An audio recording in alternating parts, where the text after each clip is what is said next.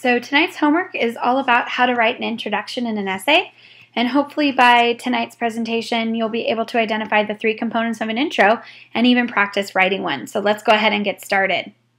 So the first thing I want you to do is to make a quick little chart in your notes like we've done before, and if you need to pause the video, go ahead.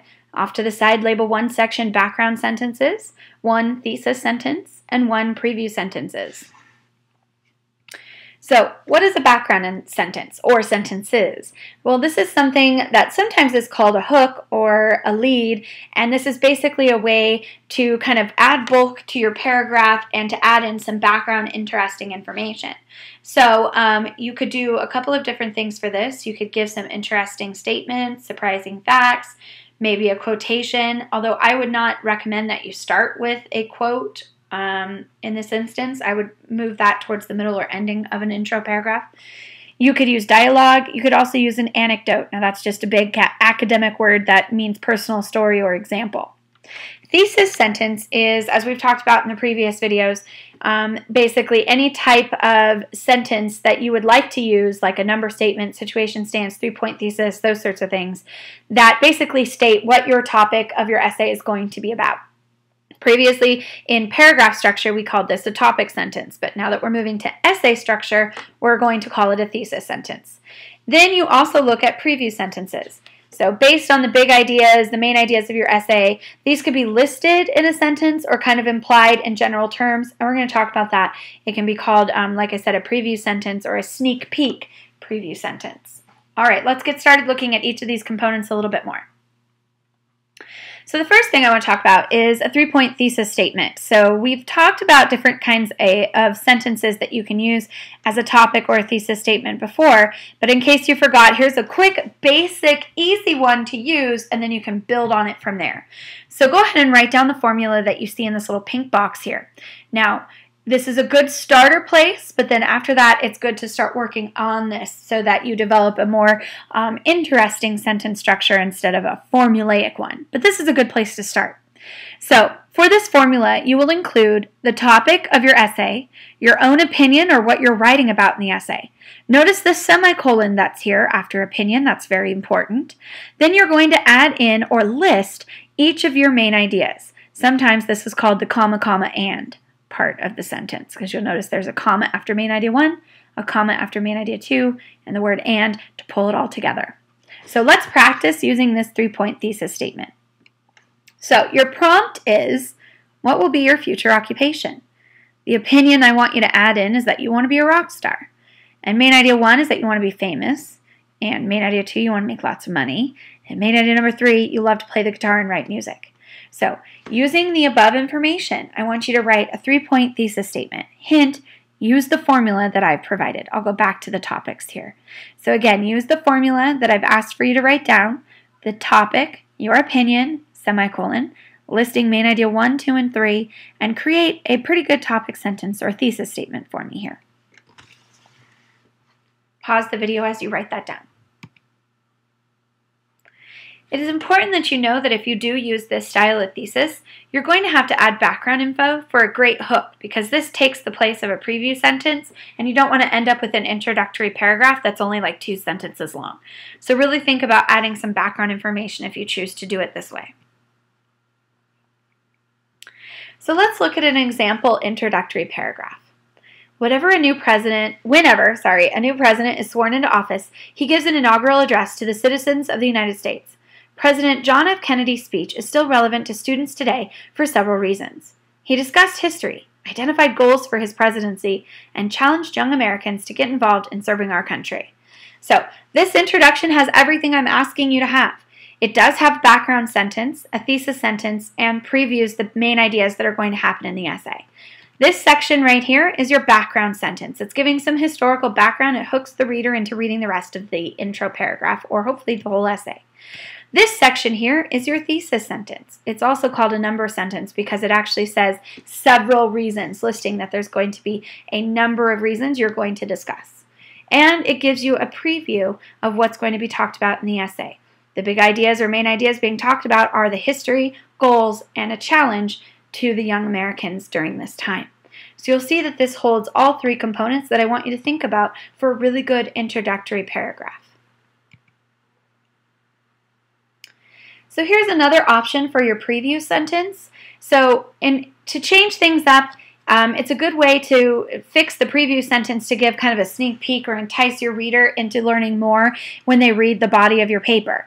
So it's usually what you'll do is you'll use a thesis number sentence that implies or mysteriously hints at the number of main ideas that the reader's going to watch out for in the rest of the paper.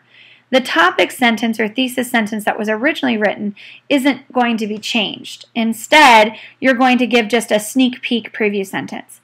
So instead of a preview sentence where you list out all of your main ideas, like this one says here, when we sing, we are reminded of our history and take pride in our country. So this is telling me, as the reader, that in the rest of the paper you're going to talk about how you're reminded of history and take pride in your country whenever you sing the Star-Spangled Banner. Well, the sneak peek could be, we're reminded of two things when we sing it. So instead of telling me specifically what the main ideas are, you're just hinting at them or giving me a sneak peek. Here's another example. A previous sentence like this: limiting sun exposure, applying sunscreen, and wearing appropriate clothing are all the basics of healthy skin. You could instead turn that into a sneak peek sentence like this: following 3 common sense rules will keep skin healthy. Please write down one of the above examples, both the original preview sentence and the sneak peek sentence, so that you can know how to kind of change things up as we write many essays in our class.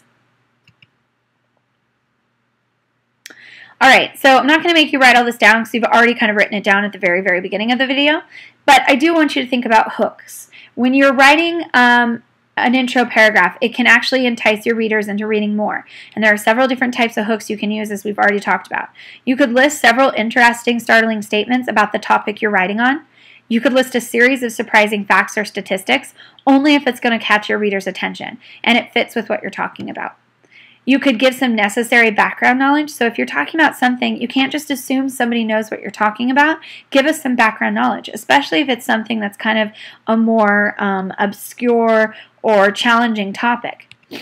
A question or questions get the reader thinking, but be careful here. Remember what I've said before about starting a paragraph off with a question. If you're thinking about adding a question, move it more towards the middle of your intro or to the end of your intro paragraph. Some teachers really do not like you writing or starting your writing with a question, so really be careful. You could start with a bit of dialogue, a quote that serves the purpose and sets the stage, or you could use an anecdote. Remember, that's a big word that just means a short personal story that really connects to the topic and can entice your reader. I think I've given you examples in class before, like if you're writing a paper about why we shouldn't sell cigarettes anymore, and you actually have had like a close family member, like a grandmother or a grandfather, die of lung cancer from smoking, that would be a wonderful, short personal story to include in the intro to really hook your reader in to your topic and kind of actually be really persuasive as well. So really think about how you're going to hook the readers into reading what you're talking about. All right, let's do some practice. I'm going to have you write a short introductory paragraph on the following outline. Write it into an intro and use the information below. So the topic is your favorite holidays. I'm already giving you the favorite holidays. We're going to say that they're Christmas, Valentine's Day, and Halloween. I've even given you the main ideas and supporting details for each of these pieces. So basically, all you need to know is all written here. I want you to try and include all the 3 main components: preview sentence, background information or a hook, as well as a thesis. So again, favorite holidays is your topic, and you're picking Christmas, Valentine's Day, and Halloween. Pause the video here and try and write down a really good intro paragraph, and I'll ask if there's any brave souls for maybe some candy or something in class to read the paragraph that they're about to write. So please pause the video.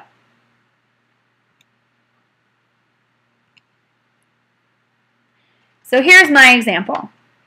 Based on the last information, compare it to yours and see how you've done. There are some holidays that are loved above all others: Christmas, Valentine's Day, and Halloween. The giving and receiving of tokens of affection and caring are just one of the many reasons these holidays are loved by all. Of course, dressing up in an awesome costume and getting free candy can't be beat. Although trick-or-treating tops most people's list of a good time, nothing can compare to the gifts, music, and decorations of Christmas time.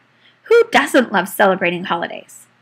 So you'll see here I've listed at the very, very beginning my thesis statement, where I've listed all of my main ideas. Then I've given a little bit of background information or preview what I'm going to be talking about. Of course, in the rest of the essay, I'm going to give a lot more details and examples. And then I've ended kind of with, a hook, a question here. Remembering that if you are going to ask a question, it has to have an answer that's more complex than just yes or no. So, how did you do on your intro? Again, if there's any brave souls that think that they did a really, really excellent job, you can share tomorrow in class. I'm looking forward to hearing them.